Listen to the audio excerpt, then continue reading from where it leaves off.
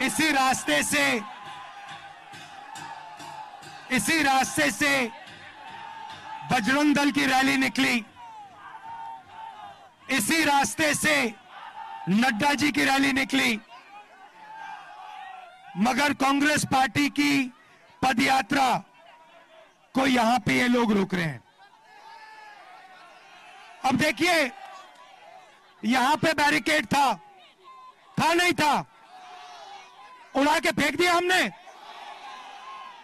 हमने बैरिकेड को तोड़ के फेंक दिया, मगर हम कानून को नहीं तोड़ेंगे।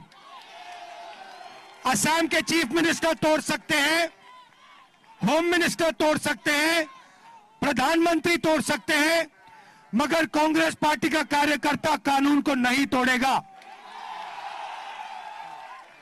मगर आप ये मत सोचिए कि हम कमजोर हैं क्योंकि हमने आपका बैरिकेड उधर देख फेंक दिया हमने।